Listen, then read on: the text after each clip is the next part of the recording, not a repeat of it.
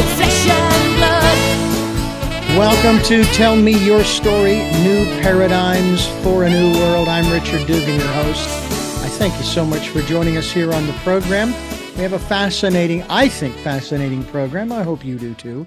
We're going to be talking with a woman who is going to share her story in a book that she has written called Toxic Family. That's right, Toxic Family. And it has to do with her story and the challenges that she faced as she was growing up and the decisions that she made. Toxic Family, Transforming Childhood Trauma into Adult Freedom. The website is my guest's name, susangold.us. And no, her name is not susangold.us. It's just Susan Gold. Susan, welcome to our program. Hey, Richard. Thanks for having me on. You're coming all the way from Montana. And, I heard some interesting stories coming out of Montana in the news on this day that you and I are conversing about education. Or maybe, no, I think I stand corrected. I think it may have been Wyoming. Although I don't know, maybe Montana's following suit in terms of education, removing certain elements of our accepted scientific findings, especially in as far as gravity is concerned, for example. And they're saying, no, you can't teach that anymore because there's something not quite right. It could be politicized or something. I don't know. It's just, this country has just, I think, gone off the deep end when it comes to what we can and cannot learn. And that's why I love attending, and I've been attending it probably for, I'm almost 63, so probably pretty close to 63 years. I've been attending what they call the School of Hard Knocks. You don't get a diploma. You just keep getting to move forward as you learn. And you went through quite the education, especially as a child, as you share with us in your book, Toxic Family. And I guess, as probably most interviews do, they say, well, so tell us about how this all started and the traumas you went through. And actually, I'm not going to start there. You are presently a very successful person living in a place that you have wanted to live. And these dreams go back a long way as well, don't they? Absolutely. And I'm really glad that you've suggested the starting point you have, Richard. That's totally refreshing. So tell us about not so much the beginnings, but the present. I don't want to, because there is no endings, okay? Because you just don't know what's going to come tomorrow and the next day and the next day. But you and your partner, with a whole bunch of animals, you're living up in Montana these days, close to nature. And we talk about that all the time. So I want you to dive in and share with us from maybe this perspective that as you've experienced it, nature is our greatest teacher, even when, and maybe especially when it comes to toxic families and transforming that childhood trauma.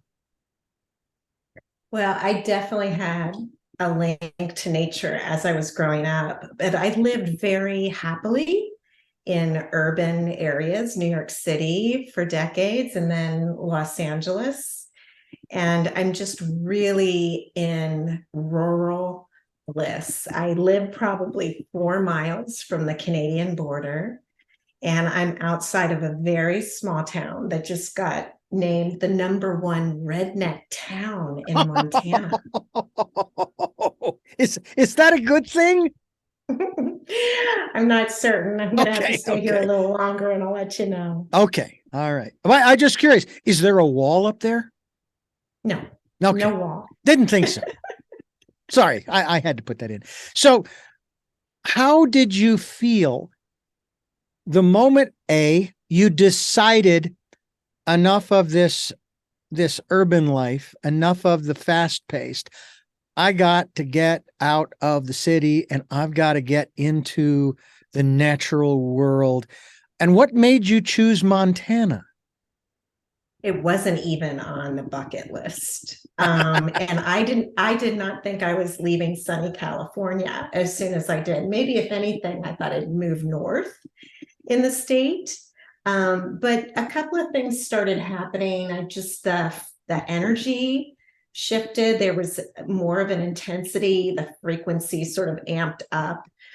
There were rumors that the governor was going to double the capital gains tax if you sold your home, which would be kind of restrictive. There was some talk about solar panels becoming cost prohibitive on your rooftop, and I had some that I was leasing. And yeah, there was a 5G tower that was placed on my neighbor's curb, and my dog started having issues at certain times of the day, like just anxiety attacks out of nowhere. And I thought, yeah, maybe it's time to look for a new environment. So first I looked in West Virginia because I'm from the East Coast, and I went to college in a place not too far from there. And I always thought Greenbrier County was beautiful. But it just didn't have the right feel. And then I had friends in Montana, and my partner's like, you got to go look at Montana. It's magical. And we flew in over the Flathead Lake, and it felt like Brigadoon or Camelot. It just felt like I was home. Yeah. Well, I of course grew up in rural or urban, I should say, Phoenix, Arizona, in the center of town. Or what was the center of town when I was a kid growing up. It isn't anymore. I'm not sure what it is anymore, but I moved to Santa Barbara 17 years ago. And to my wife's consternation, I don't want to move. Only because two reasons. One, I have been able to live close to the ocean, which is what I've wanted to live close to for a long, long time.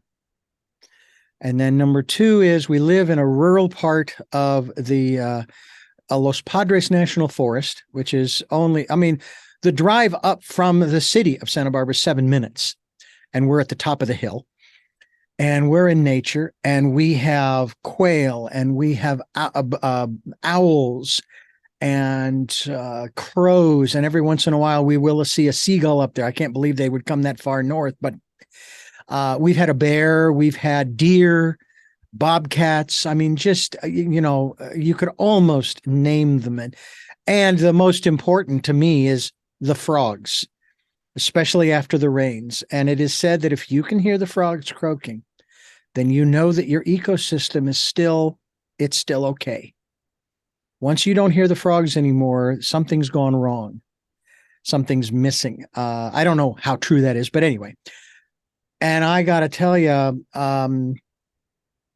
I took an aptitude test at 19, and I'm curious about your connection to nature and how early you knew. I took an aptitude test at 19 years of age, and it said I was to be a farmer. And I guess it wasn't until we moved here 17 years ago that, in a manner of speaking, I've sort of become a farmer. Still working in the city, but living in the country. What kind of inner life has moving to the country? How long have you lived there, by the way? And what kind of inner life has that given you? What can you tell us in terms of your personal experiences, in terms of that quiet, peaceful walk in that still, quiet place, listening to the still, small voice? Well, it's a lot easier to hear that still small voice here than in LA, Richard, I have to say. And I'm surrounded by mountains. I didn't think I would live on a prairie in Montana. I thought I had to live in the forest, but I'm really grateful because I have a 360-degree view of incredible beauty. It looks like Tuscany out my front window. Down the side, it looks like the Nepali coast of Kauai. Out in the back, it looks like the Swiss Alps. I mean, it's just, I had no idea. And the sky is big in Montana. Yeah, and I can understand that. I would have a hard time living in Montana or Wyoming or any of those big sky states because they're too far away from the ocean for me. It's not to say that you couldn't drive there or fly there, I suppose. But there's something about the water. For me, there's something about the water. What is it about the land and so forth? Is there something specific for you that just it keeps you there? That says, I'm not going anywhere. I have to stay close to what? So I'm like you with the water. I have to be near water. There was a little river going through the town I grew up in. And in New York City was surrounded by water, and LA, of course, has water. Here, there are a lot of lakes, and there's a very large 90-mile reservoir very close by. There's lots of waterfalls and there's some swimming holes. So that's my saving grace when it comes to the water, for sure. But the energy is so pristine. It's like Sedona before it became commercialized. Yep. It's just absolutely tangible. And when I'm away, I'm anxious to come back just to feel the tangibility of the exquisite energy that's here. Yeah. We're talking with Susan Gold. SusanGold.us is the website. Toxic family is the subject on the table, if you will. We're going to get into that as we continue here on Tell Me Your Story. I'm Richard Dugan, your host, and it is truly a pleasure to have Susan Gold with us to talk to us and share with us about her experiences working through the challenges of childhood. Let's go ahead and take a look at your life in Pennsylvania, because that's kind of where the story starts, correct? Yeah. I was the middle of 5 children with 2 pseudo adults at the helm doing the best they could, Richard. My dad is a genius astrophysicist, and he also had a little issue with alcohol. And my mother was probably equally as genius, but her chance at a formal education didn't come. What came were 5 children in very short succession, along with diet pills, which were prescribed for her compulsive overeating addiction. And so she was on speed, and I believe also may have had a mental illness. So the family was very chaotic. You didn't know what was going to happen from one moment to the next. And the interesting thing now in hindsight, my brothers and sister and we all have our own very specific interpretations of what it was like growing up in that family system. Well, I'm gonna say quite honestly, I can't relate, because I didn't grow up in a family like that. My parents were very supportive, very positive, and I mean, they planned on having a big family. I had 2 older sisters and 2 younger sisters and a younger brother. I have since lost my eldest sister. She passed away last year. And then my father passed away this year. And, but they were fantastic parents. Now, some would say, well, Richard, you're lying, because there's never always the good. It isn't always great like Norman Rockwell. And I use that analogy that we're not quite Norman Rockwell, but, maybe not, but I will say that we were a family that worked through many challenges together as we were growing up in a house that was probably no more than 1,300 square feet, 3 bedrooms, one bathroom, and 5 women, and we survived. we all came through it. So it's hard for me sometimes to relate to something like this, because I'm not gonna say that, oh, maybe I'm blocking something. No, I can tell you I'm not. My parents gave me my independence very early on, and I'm very grateful for that. But now I find myself being drawn back to them because of these passings and how that brings us closer together. Talk to me about these relationships with your brothers and sister in terms of how each one of you, the 5 of you, related to this whole situation with your parents. For kids to have to deal with something like that, they say they shouldn't have to deal with that, but You did. The five of you did. How did you cope? Well, Richard, in hindsight, it was hurt and abused children, raising hurt and abused children. And I didn't really understand the level of the dysfunction until my early adulthood, when I started playing out similar issues that I had seen growing up. They were playing out in my own life as an adult. And that's something that I never thought would happen. But honestly, I didn't have a lot of tools as a 17-year-old the morning after high school graduation when I left that family. And there were a lot of positives. I mean, even today, some of my high school friends say, I had no idea what was happening. My college boyfriends stunned. What? I had no idea. And nor did I, Richard, really to the depths until I went back and examined it as a result of all these red flags happening in my adulthood. Mm. Now, you have also had a few experiences with performing artists like Bill T. Jones and Paul Zaloom, I believe is how it's pronounced, and leading you into a world of mainstream entertainment after college. Tell us about that experience, and did that traumatize you too? Because we've heard some of these stories of people who get into this industry of entertainment, whether it's music or acting, what have you, and they go down the wrong path. And we've known of a lot of people who go down that path and they don't last very long. Well, I think the dream began when I was 10, watching Barbara Walters on my beanbag in my basement on my belly, and just so wanting to get to New York City. I was very determined and very focused. And I didn't really want to go to college, but I felt like you had to tick that box. So my sophomore year, an alumni came through and she described what she did in New York, which was to run an arts management firm. And I thought that was fascinating. So I wrote her from the Jersey Shore, where I used to work in the summer. And I said, I'd like to come next summer and intern for you. And she said, you have to come this winter. We have our first Broadway season for one of our artists and we need your help.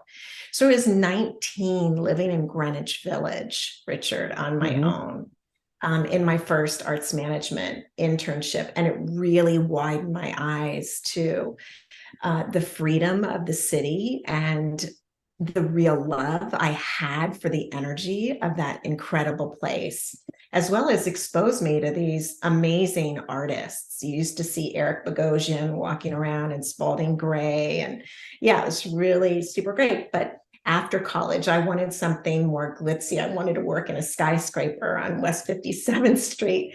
And I wanted to work in more traditional entertainment, movies, and stuff like that.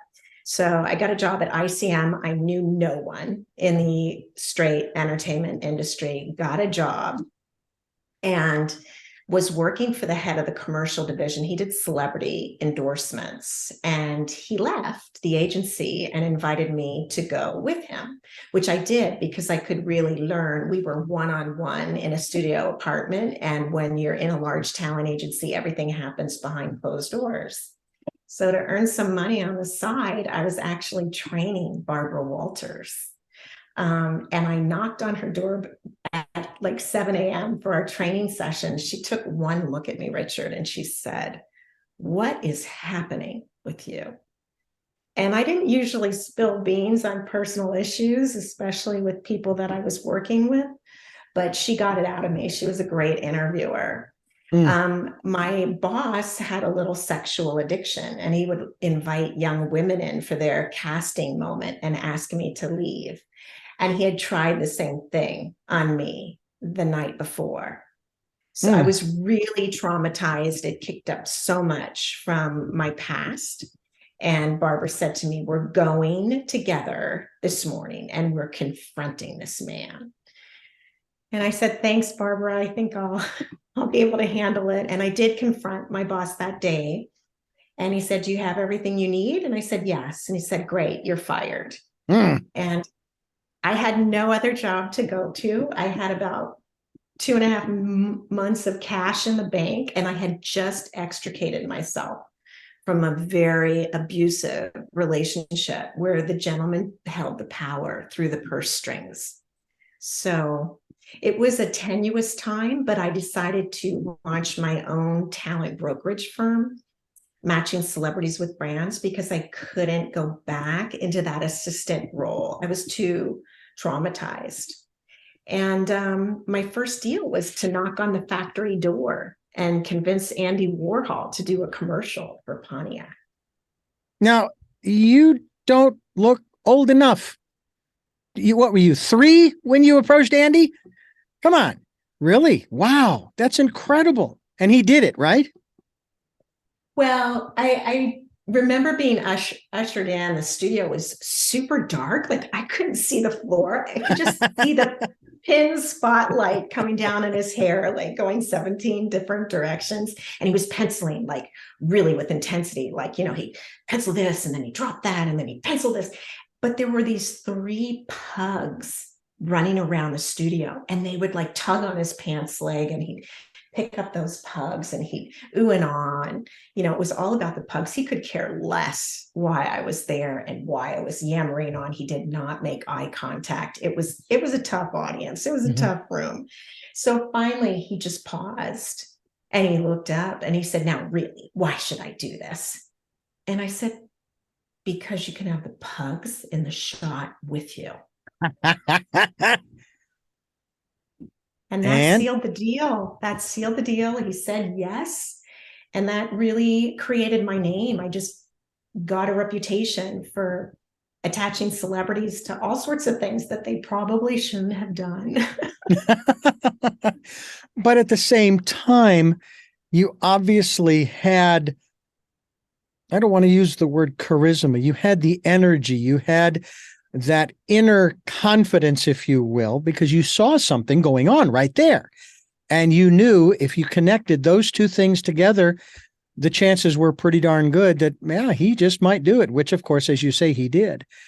And I think that that's one of the things we want to talk about as well as we continue here with Susan Gold, susangold.us, and Toxic Family here on Tell Me Your Story.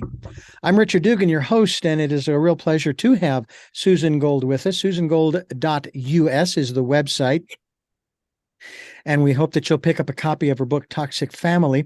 I want to talk to you a little bit more about this whole aspect of, it was your intuition that basically told you, you got to move. It's time for you to move. Had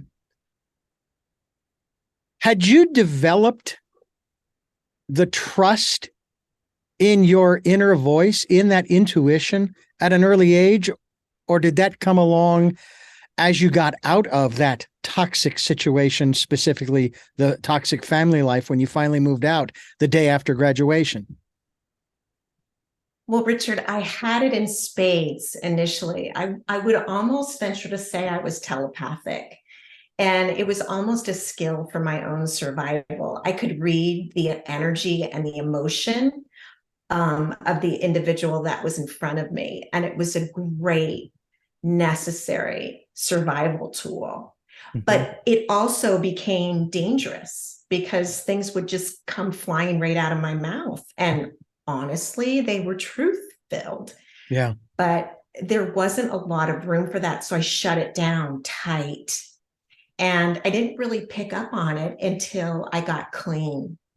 I realized I had an issue when I took a slug from a wine jug, and it reminded me of hearing the dry sink open at 7:30 a.m. and my dad pop in the whiskey bottle, the cork would come out, and you'd hear glug, glug, glug, glug, glug. And I was like, I might have a problem here.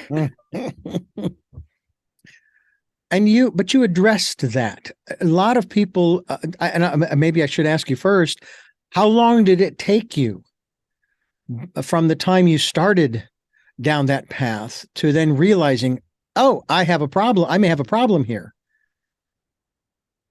I was really young. I think I was 25 when I got sober. So I've been sober for decades. And I really was grateful to have seen what I did in my family of origin to know, yeah, maybe this isn't okay. But I didn't really want to hear that, Richard, from the therapist that I actually went to for help. I mean, I'm grateful that I went, because back then, like, to go to someone and pay money and talk about your issues was like super taboo. But he immediately started talking about, was there alcoholism in my family and how much did I drink?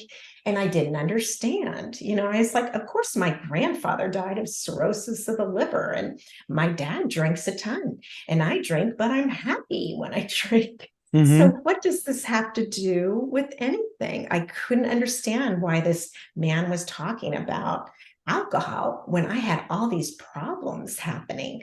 But I took his word and his suggestion of not drinking while I was in treatment with him, and to check out my dad's drinking problem through meetings and the issues that I may have had growing up as a child of one who may have been alcoholic.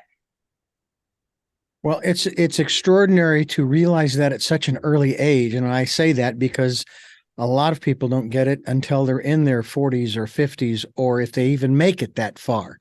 If they don't end up killing themselves in that process through maybe cirrhosis of the liver, et cetera, et cetera. And it does create a lot of problems. I personally, I can't go down that road because I don't like being out of control.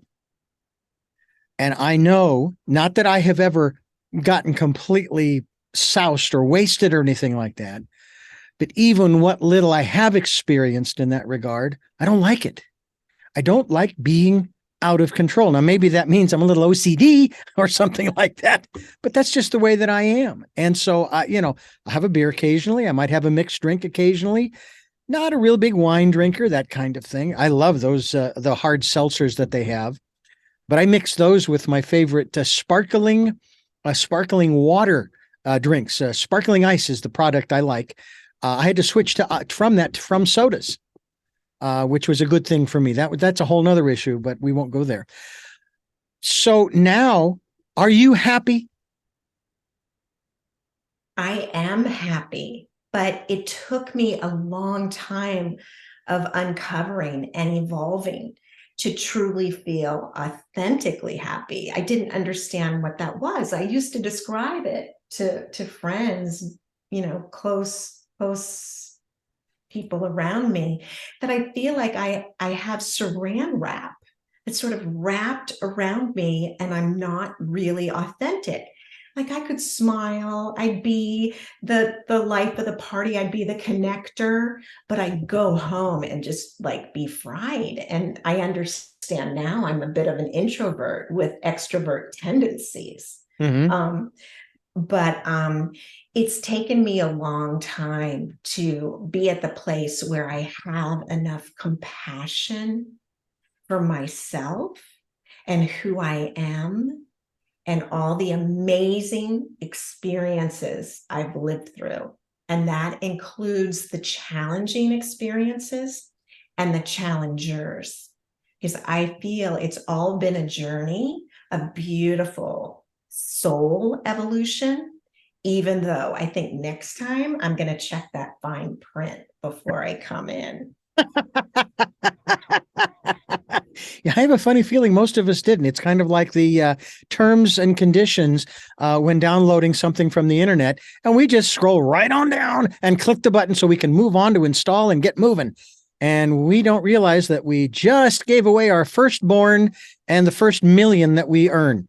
That kind of thing. It's actually kind of funny in a way, but maybe not so. If we would just stop for a moment, pause, and read that fine print, we're gonna. No, I want to rewrite this over here. That's the other beautiful thing about the contract that you're referring to. It's not a contract that somebody else filled out. We are the ones who fill out the contract. And we don't even read our own contract that we then sign and then come into this world with. I found that rather fascinating. I want to talk to you also about the difference between the book Toxic a toxic family, and also the aspect of your memoirs. And we'll talk about that as we continue here on Tell Me Your Story. I'm Richard Dugan, your host. We're talking with Susan Gold, susangold.us. We're also speaking about the work that she has provided us with. And I say us, I mean you and me, everybody, with the book Toxic Family, Transforming Childhood Trauma into Adult Freedom. SusanGold.us is the website, SusanGold.us. We will be linked to your website also, Susan, so people can find out more and get in contact with you. But this book has a specific focus, which I understand.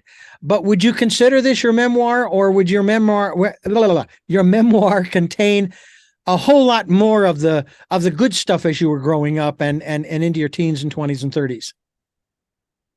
I do feel it is my memoir. I do feel it's an incredibly taboo subject. And I want to give credit to my amazing publisher, TVG Publishing, and the whole team there.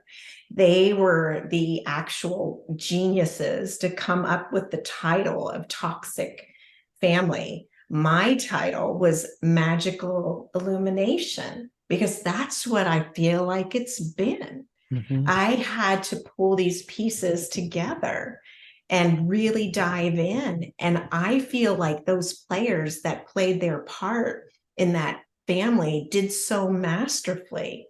I have tremendous respect for my father.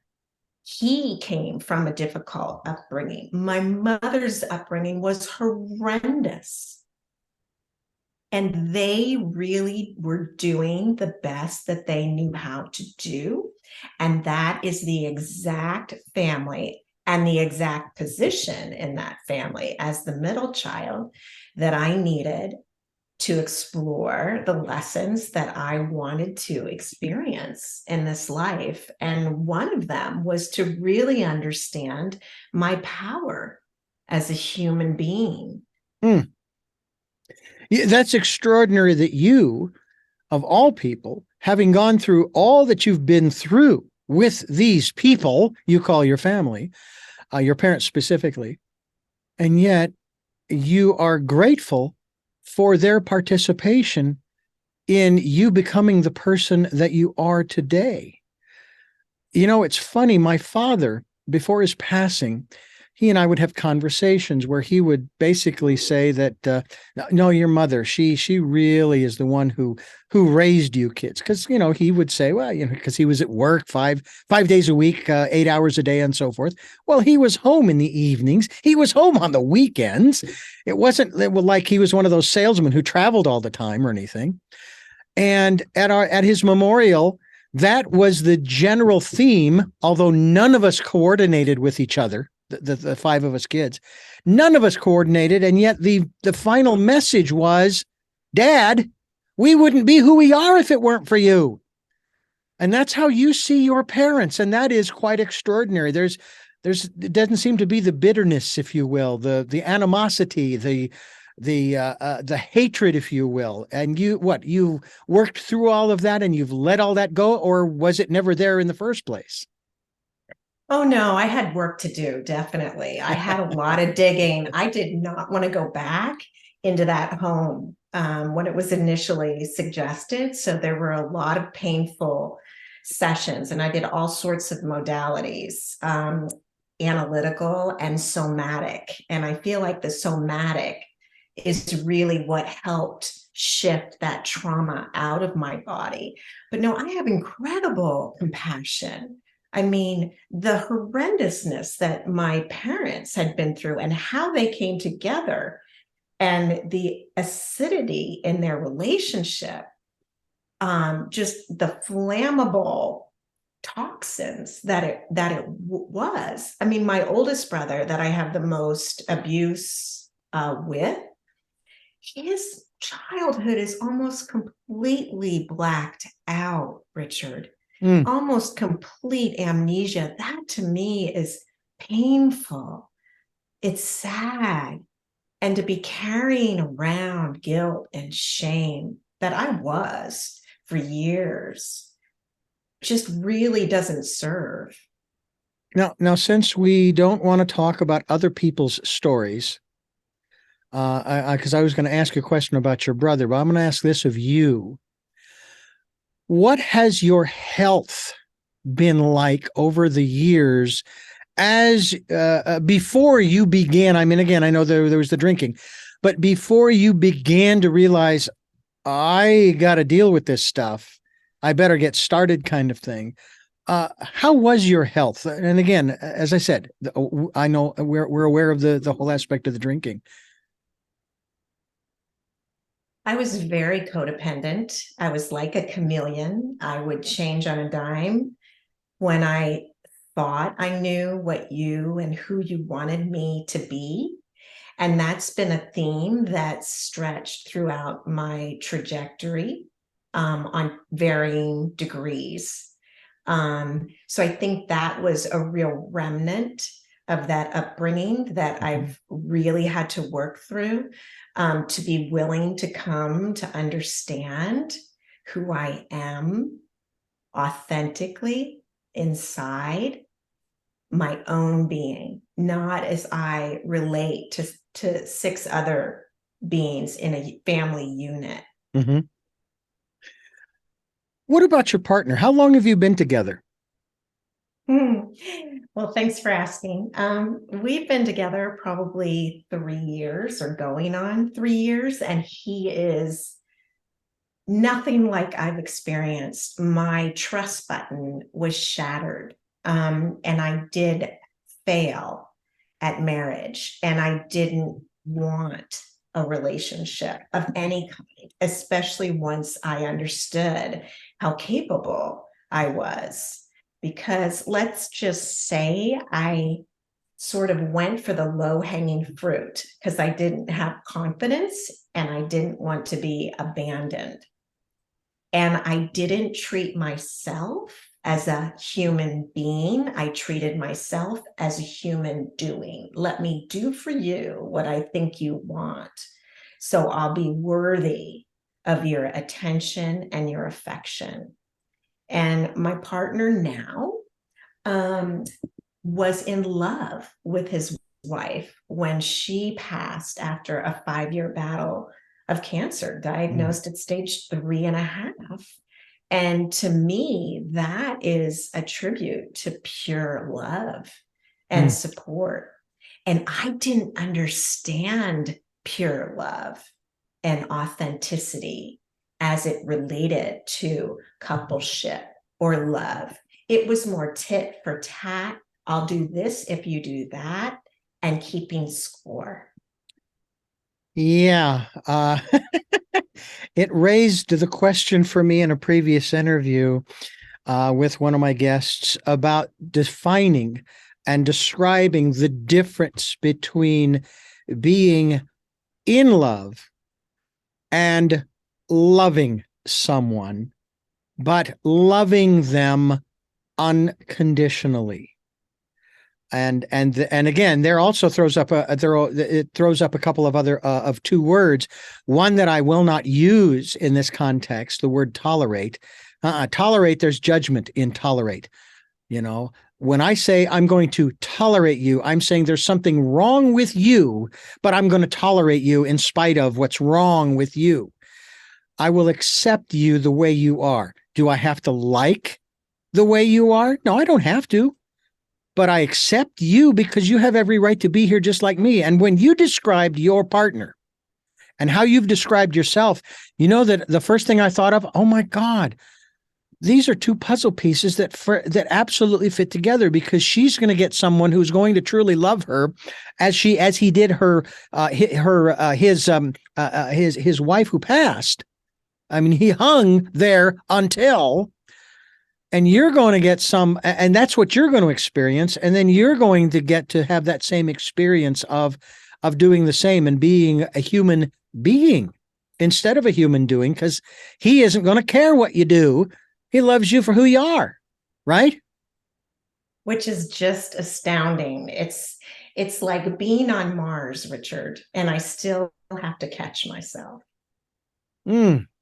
Wow. And you're still, and again, it's still very young a relationship.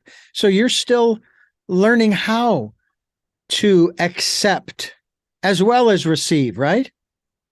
Absolutely. And Yeah. it's been a beautiful, luxurious lesson, but it's also brought up the pain of what I permitted and all I knew up until that point. And I'm curious, and again, you can't really speak for him, but I can only get from you your experiences of him, uh, and how he relates to you when you're in those phases. Is it Well, he can see it clearly. He's quite intuitive and a ah? medium himself, so I don't get away with it, Richard. He calls you on your stuff sometimes. Oh, we can see literally right through it. Yeah. And how does that make you feel initially? Frightened, like I want to hide under the closest chair or find cover. It's terrifying because the intimacy is present. Yeah. You know, I share an enormous amount about myself and my life. I have for the 40 plus years that I have been interviewing people. I often say that if someone had been following me and all of the interviews I've been doing, this program I've been doing for 15 years, they could write my unauthorized biography. That's how much I share on this program. And I don't care. And here's the reason why. God, the universe, the divine, whatever you want to call, already knows everything. And there are over 8 billion people on the planet, and most of them don't care because they're too busy just surviving. Have you reached a place yet where you aren't surviving anymore? You're now thriving? So Or I have more than glimpses of that. I didn't understand what that was. I was a hamster on a wheel. I had post-traumatic stress. My central nervous system was on overdrive. I was a television producer. I was self-made. I was a hustler. I was moving. And when I wasn't moving professionally, I was moving through endurance athletics. I was a marathoner. I was a triathlete. I came in third at Escape from Alcatraz, for goodness sake. I And then I saw that. couldn't. That was astounding. What the men and women had to go through to to escape from Alcatraz. Amazing! Congratulations on even coming in third. Well, it just goes to show you where I was Mm-hmm. in my life at that point. I really needed that kind of accolade and that kind of achievement. And then when the injuries got too serious from triathloning, I decided to put all my focus into master swimming, and not having been a swimmer as a kid. Growing up, within 4 years, I had a national ranking. I was trained by a world champion and a multi-Olympian, and I was throwing kettlebells and doing hot yoga and walking my dog around the block 3 times a day and being a single mom. It Mm. was insane. And by the way, do you see the metaphor of your swimming in that competition of swimming from Alcatraz? You are swimming away from the prison that you had created. Literally. So you could see in childhood, right? You don't really have much of a choice, but I recreated it in my adult life.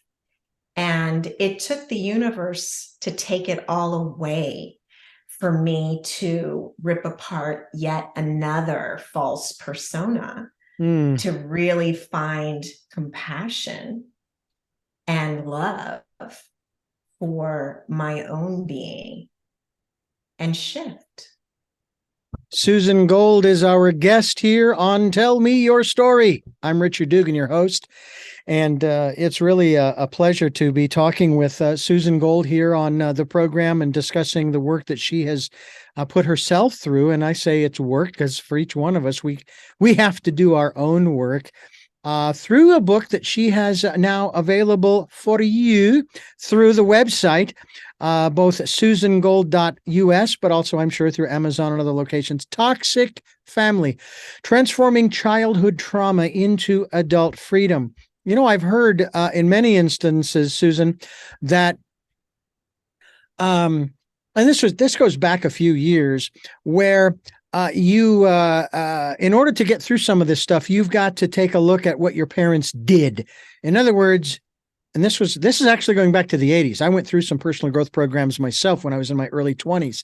Life Spring, which was an outgrowth of Est, and I went through their 3 levels that were here that were in Phoenix. And they used to talk about how, it used to be, they didn't teach this, but it was still in the, shall we say, the psychological zeitgeist of it's your parents' fault. Blame it's all it's your, that kind of thing. But then we began to move forward in the 90s and early 2000s. We began to realize what you've already stated word for word. My parents, for example, they did the best they could with the 6 of us. 2 girls, 2 adult girls, then myself with a visual impairment, my brother with a visual impairment, then my 2 younger sisters with visual impairments. They did the best they could with what they had, and they did what they could. And I still remember my mother saying to me, and I think I was in my early 20s, and we were talking about going through school and getting bullied and all of this. And she apologized for not being able to protect me better. And the first thing that went through my mind, I didn't utter this, but it was, what were you going to do? Follow me around school and make sure that nobody picked on me? That would have made it even worse. But obviously, she wasn't speaking in that respect. She was just, I think she was just empathetic that I had to go through that. However, that's part of what has made me who I am today. And so when you talk about your parents, you still speak from a position of love for them and of them, correct? Absolutely. Absolutely. And some people, it spins their heads. They just can't figure it out. But I feel like that's part of my messaging. I mean, basically, I've done a life review here now while I'm on Earth, rather than wait till I ship out. I like that. Ship out. I like that. Yeah, I'm not sure when we embark. I don't know what my embarkation date is. I don't know. Have you seen the movie with Meryl Streep and Albert Brooks, who are going through a life review? She is having the time of her life, eating anything and everything she wants because she knows she can't gain any weight. She's going through her life review and just having a blast remembering some of these things. Albert is out of his mind, going crazy, thinking, my God, they're going to punish me. There's going to be all kinds of judgment as he's going through his life review. All they want him to do is look. They're not, and it's just so funny to watch the dichotomy between the two of them. Her being way up here and he's just down here like, and wishing he wasn't there. And I hope that more people do you teach people how to do this, how to go through their own life review here and now before they ship out? Can you? I do. And it's so natural. I mean, really, Richard, and you know this from all of the interviews that you've done, people need to speak. They need to tell their story. They need to flesh it out. So that's the first step. Let people speak. Let them be heard with love and tell their story. And then I have lots of tools too that I use. They're actually in the appendix in the book. I didn't want the book just to be, a story with no experience for the reader. So based on the corresponding chapter, I have a specific exercise that I either used when I was going through the experience or I use now. And people that have read the book and given me some feedback say, The story is riveting, and the workbook brings it all full circle. It makes sense of it all, and it gives them something tangible in their own life. So your listeners could just grab the book and read it and start going through the workbook. They can contact me, have a conversation with me. I would love to hear their story. And then I also do work with individuals that need that type of support to help walk them through some of the similar things that I've been through successfully. One of the things that I have learned and also experienced myself is that you and I, and everybody listening or watching, we all have the same emotions. The intensities are a little different, certainly, but we all experience the same emotions. And it is those stories you speak of. That's what makes us unique, not different, unique. And you're telling the listener and the viewer they need to tell their story. How would you recommend that they do that? Have you what suggestions within the context, for example, of toxic family and the workbook portion? Would you offer some advice in that regard? Well, I'll tell you one thing that I did. I mean, it's part of the reason I wrote the book. So I could see the story and I could see the puzzle pieces coming together and how it all made sense. And that's one of the suggestions I make. I mean, obviously, not write a whole book, but write a memory that has poignancy to you or meaning. It could be, magical, it could be horrendous. But you see how the pieces come together and how that's impacted where you are now. And you can see that it's not such a black boulder with muck, but it actually has flecks of gold in there. And we just tease that out. Kind of like a prospector in his little pan as he's sifting out the sand, right? Absolutely. You got it. It's fun. Yeah, I've never done that, but I think it would be fun if you came up with just a few flecks. You say, "Hey, I actually found some gold."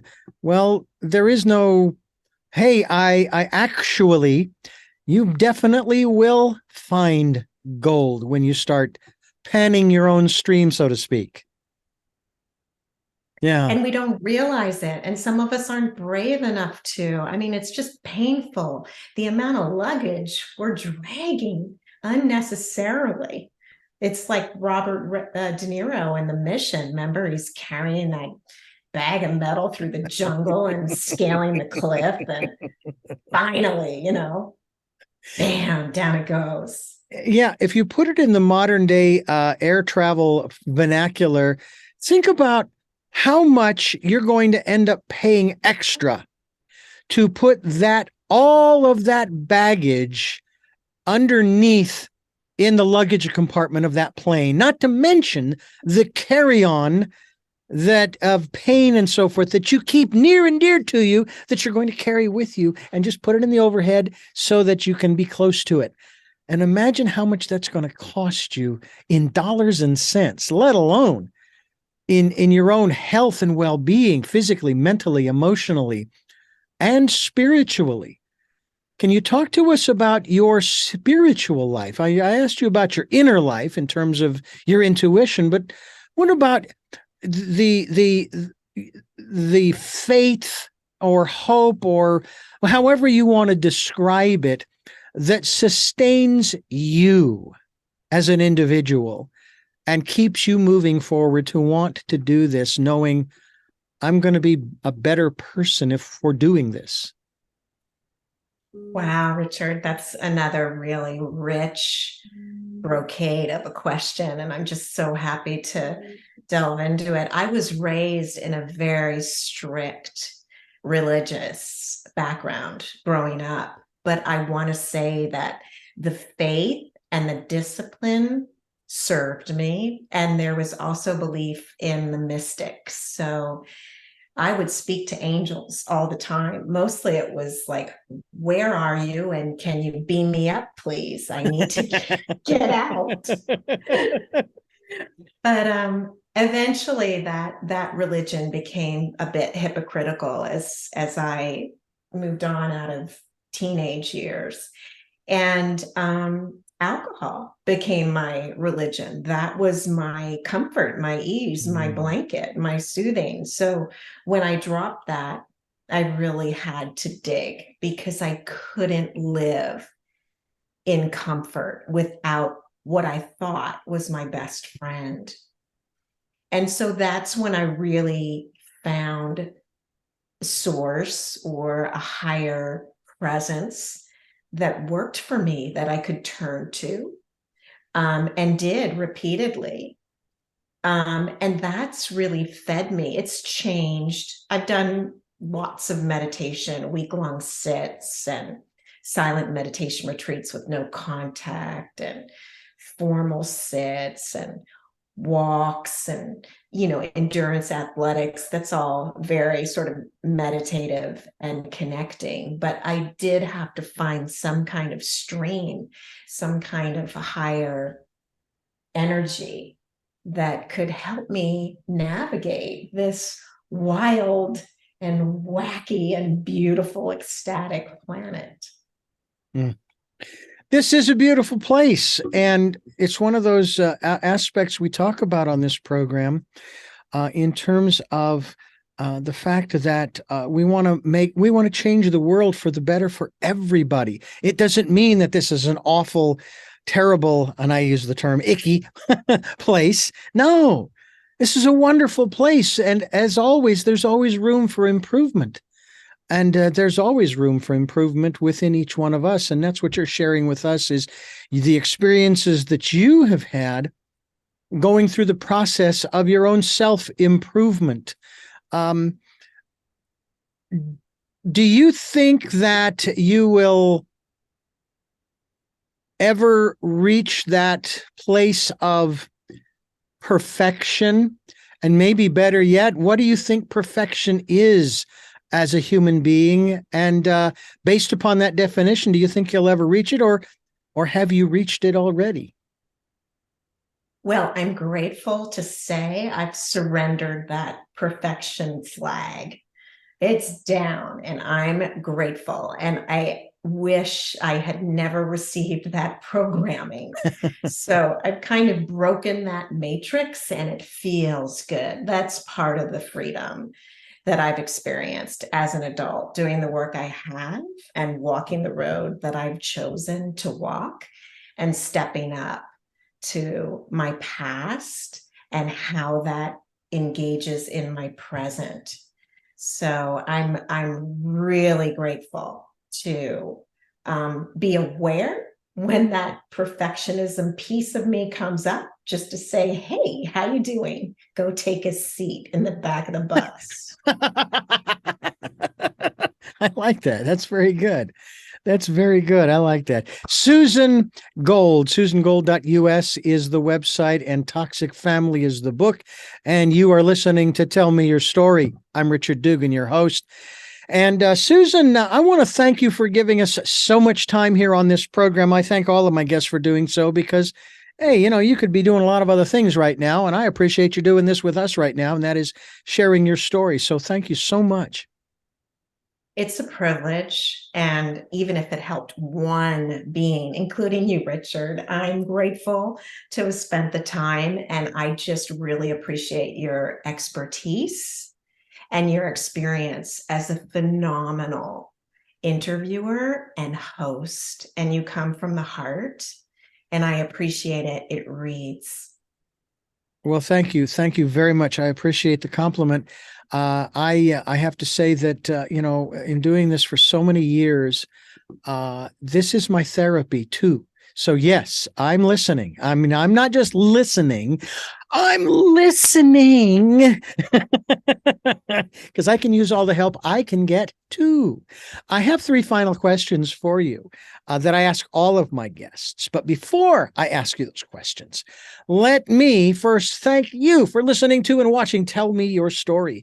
New paradigms for a new world where we're giving you choices and knowledge of those choices to help make your dreams come true. We are here on Sundays at 7 a.m. and 7 p.m., Monday mornings at 1 a.m., 9 a.m. on Wednesdays for a special edition of Tell Me Story. And we are streaming live at those times at richarddugan.com. We are also on podcasting on SoundCloud, iTunes, TuneIn Radio, Spotify, Stitcher, Player FM, Blueberry, iHeartRadio, Amazon Music, and many other locations. And we are on YouTube where you can watch these interviews. We hope that you will. And we also hope that you'll go to our guest website, which we are linked to. That is susangold.us. We also ask that if you can help us out financially, supporting us in that way, we would greatly appreciate it. If you can do that, great. We have a PayPal account. It is there for your security as well as ours. When you go to PayPal and you want to send us some support, they're going to ask you for an email address to whom to send it to. That email address would be richard@richarddugan.com. That's richard@richarddugan.com.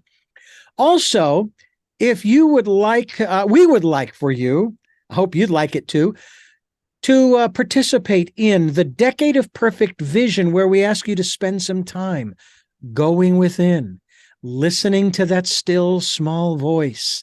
And as I've said before, and I will say it again over and over again, it will never put you in harm's way. It may challenge you as it has me. My friend has challenged me on many occasions. I have resisted for as long as I can until I finally acquiesce and say, okay, I'll do it. And it's a whole lot better turnout than if I had said, no, get away. I'm not listening to you anymore. I won't do that. No, no, no. And it does get easier every time you trust. Okay. The trust does build. So please take the time to listen to that still small voice. And with all of that said, let's go to our three final questions for our guest here on the program. The first one is, who is Susan Gold? Oh, wow, Richard, that's a great question. And I'm happy to answer it because I actually can these days. If you would have asked me that a little while ago, I would have struggled. But I'm a human being walking this earth one step at a time, the best that I'm able, all to learn and evolve. What is your life's purpose?